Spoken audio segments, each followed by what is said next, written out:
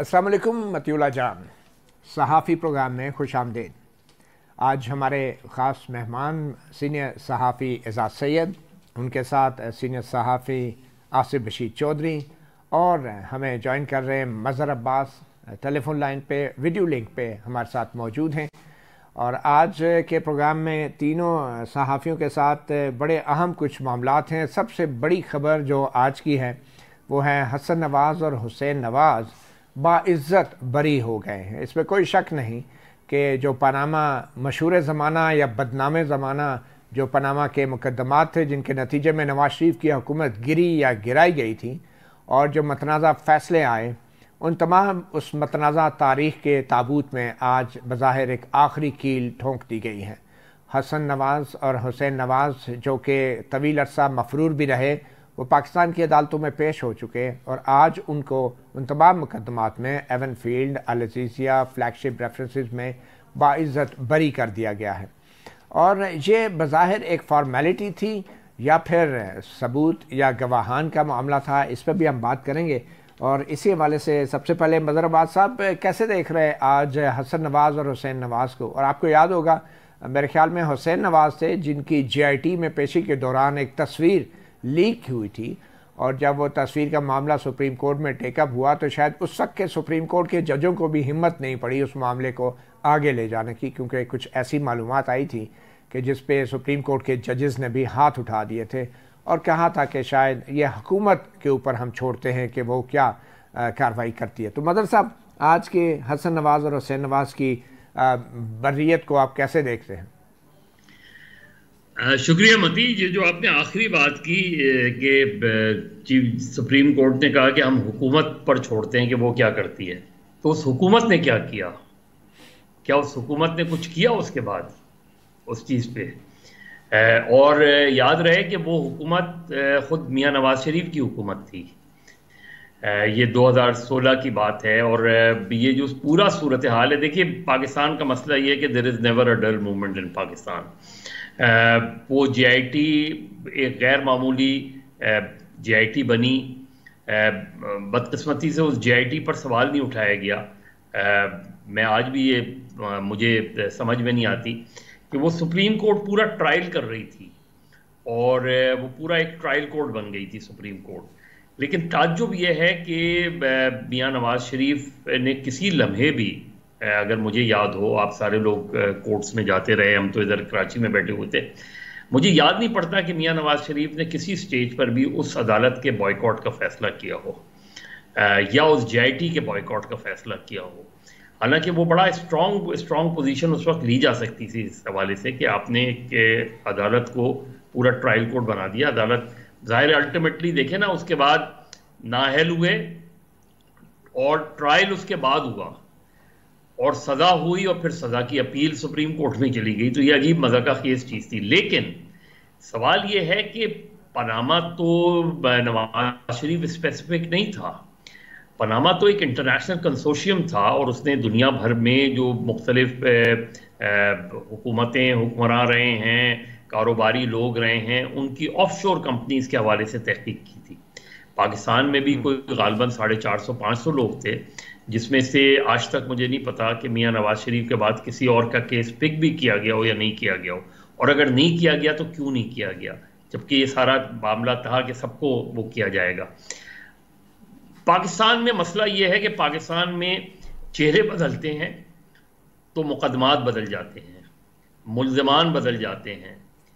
पाकिस्तान में हुकूमतें और चेहरे बदलते हैं तो वो मुल्ज़मान जो है वो मासूम हो जाते हैं, और फिर हुकूमत तब्दील हो जाती है तो वही मासूम जो है वो दोबारा मुल्ज़िम बन जाते हैं।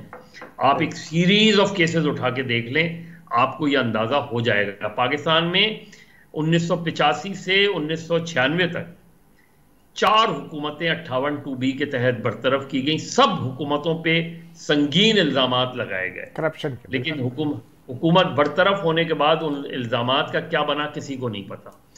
तो अनफॉर्चुनेटली देखिए, जब हसन नवाज और हुसैन नवाज अदालत में आ रहे थे और इससे पहले की हियरिंग में भी आ रहे थे, तो उनके अंदर वो इत्मीनान नजर आ रहा था कि बरी हो जाएंगे। सही।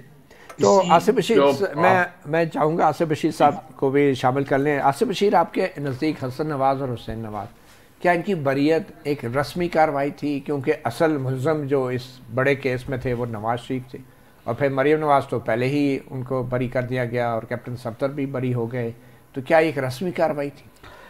देखें मती, हमारे उस्ताद मोहतरम मज़हर अब्बास साहब और उन्होंने जो बात की है बहुत कम बात कहने के लिए रह गई है, लेकिन मैं ये समझता हूँ कि पनामा पेपर्स का जो इंटरनेशनल एक स्कैंडल आया था उसमें से पाकिस्तान ने जो कुछ अखज़ किया वो ये था कि पाकिस्तान उसमें 8-10 साल पीछे चला गया। ये तो एक आम फहम बात है या सियासी बात आप कह सकते हैं, सियासी बयानात में इस तरह की बातें हम सुनते होंगे।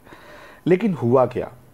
हुआ ये कि पनामा पेपर्स में एक मुंतखब वज़ीर आज़म को उसकी कुर्सी से गैर कानूनी तौर पे हटाने का क्राइम सीन बनी अदालत, सुप्रीम कोर्ट ऑफ पाकिस्तान।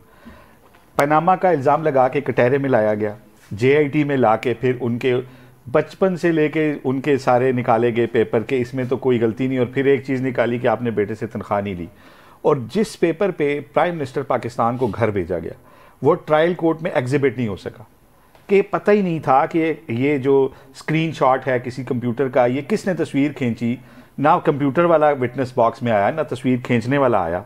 आपने सिर्फ एक वज़ीर आज़म को हटाना था, आपकी पूरी स्टेट पीछे खड़ी होगी, आपकी अदलिया टूल बन गई। फैसलों में बदतरीन बातें उन्होंने लिखी कि सिसिलियन माफिया और ये there is a crime behind every fortune, और बाद में बड़ी डिटाई से वो जजेस कहते रहे कि हमने नहीं लिखा, जबकि मुकदमा शुरू यहाँ से होता और बगैर ट्रायल के डिस्क्वालीफाई भी कर दिया, जजमेंट ही यहाँ से शुरू होती थी जी। बिल्कुल। उसके बाद जिस तरीके से देखें, हसन और हुसैन नवाज केस नहीं है। हसन और हुसैन नवाज तो उसी तरह के मुलजिम थे ना जिस तरह कत्ल की FIR में सारे घर को लिखवा दिया जाता। हसन हुसैन का क्या मामला था? हसन हुसैन तो बहुत जायदादें उनके नाम पे थी, वो कह रहे थे कि असल जायदादें नवाज शरीफ। देखें बात यह है, असल बात यह है कि नवाज शरीफ इसमें टारगेट थे। नवाज शरीफ का तो नाम भी नहीं था, पनामा पेपर्स में नवाज शरीफ का नाम नहीं था। उनके बच्चे वो बिजनेस बाहर कब से कर रहे थे? सियासत में आने से पहले पाकिस्तान से बाहर से बिजनेस क्यों कर रहे थे? जब उनकी इंडस्ट्री को में आई गई। मैं कोई तर्जुमान नहीं हूं नवाज फैमिली का, हाँ। लेकिन रिकॉर्ड की बात है, मैंने सुप्रीम कोर्ट में एक केस कवर किया है। जब आपने इंडस्ट्री को में आई तो सिर्फ मशरकी पाकिस्तान में उनकी एक मिल में 10,000 बंदा काम करता था। 74 में आप बाहर जाके बिजनेस शुरू करते हैं तो जाहिर है कि जो बाप दादे का बिजनेस है वो बच्चों ने करना था, लेकिन सियासी अज़ाइम इसमें से आपने हासिल किए। ठीक है, हसन हुसैन नवाज इसमें एक बाई प्रोडक्ट साथ का एक इशू था जो चले एक नेक्स्टर कह ले या जो भी बाई प्रोडक्ट। एजाज सैयद, आपको लगता है कि हमारी इस्टेब्लिशमेंट ने कुछ सबक सीखा है? ये जो कुछ भी हुआ, ये कहा जाता है कि उस वक्त की इस्टेब्लिशमेंट के कहने पे हुआ, और जजेस भी इस्तेमाल हुए, मीडिया भी तकसीम हुआ, इस्तेमाल हुआ, इमरान खान जैसे सियासतदान भी इस्तेमाल हुए। कोई आपके ख्याल में पनामा के हवाले से कोई एहसास जुर्म है? मती भाई, पनामा के हवाले से जो एहसास जुर्म है वो तो उसका रिजल्ट देख लेना कि बरी हो रहे हैं। जिस तरीके से ये केस फ्रेम हुए थे उसी तरीके से ये केस खारिज भी हो रहे हैं। मतलब जुर्म अभी भी जारी है, लेकिन आप अच्छे नियत के साथ। मेरा ये पॉइंट है कि देखें, नवाज शरीफ औरों की बात हो रही है ना इस वक्त, मैं उस कॉन्टेक्स्ट में बात कर रहा हूँ कि जिस तरीके से ये केसेस फाइल किए गए थे उसी तरीके से वो केसेस खारिज हो गए। अब आप जो बात कर रहे हैं कि क्या इस्टेब्लिशमेंट ने कुछ सबक सीखा, देखिए इस्टेब्लिशमेंट एक बहुत बड़ी मशीन है। आप 2008 में हम समझते थे, आप और मैं समझते थे, हम सारे अक्सरियत लोगों की ये राय थी कि इस्टेब्लिशमेंट जो है ना अब आहिस्ता आहिस्ता पीछे हटेगी। एक लॉयर्स मूवमेंट पूरी चली थी, आपको याद हो, और फिर वक्त गुजरा तो पता लगा लॉयर्स मूवमेंट के पीछे भी वो खुद थे। फिर 2013 में हमने देखा कि इनका जो रोल है वो इलेक्शन के अंदर कम हुआ। ये मैंने और आपने ये चीज़ें देखी कि रोल कम हुआ, लेकिन हम साथ ही देखते हैं कि इलेक्शन के अंदर तो रोल कम हुआ लेकिन पॉलिटिक्स के अंदर ज़्यादा हुआ, और 2010 से जो इमरान खान साहब को तैयार किया जा रहा था वो ले आए। लेकिन 2018 में और 2024 में वो जो रोल है इलेक्शन के अंदर वो हमें नज़र आता है कि उसके फुटप्रिंट हमें नज़र आते हैं। तो कोई एहसास मेरा ये ख्याल है कि एज आप एक अदारा बात करें, कुछ सीखा नहीं आप। मेरा ये ख्याल है कि सीखने का अमल जो है अभी तक अमली तौर पे कोई कहना कि बहुत बड़ा कोई सीखना है वो नहीं हुआ, लेकिन छोटे छोटे स्टेप हमें नजर आते हैं, कोई खास विजिबल चीज़ नजर नहीं आती। कोई सीखने वाली बात नहीं है। छोटी सी ब्रेक लेते हैं, मगर ब्रेक के बाद भी चंद दूसरे अहम इशू। सबसे अहम जो एक्स पर पाबंदी थी उसके हवाले से पाकिस्तान टेली कम्युनिकेशन अथॉरिटी के जो चेयरमैन हैं मेजर जनरल रिटायर्ड हफीज़ुर रहमान साहब, उनका ये कहना है कि मेरा तो ट्विटर एक्स अकाउंट चल रहा है और मेरा तो इंटरनेट चल रहा है, मेरे पास तो कोई VPN नहीं है। आखिर ये कौन सी साइंस है कि चेयरमैन PTI का इंटरनेट और चल रहा है, बगैर VPN के एक्स भी चल रहा है और मगर शायद लोगों का नहीं चल रहा है। एक छोटी सी ब्रेक के बाद जानने की कोशिश करेंगे।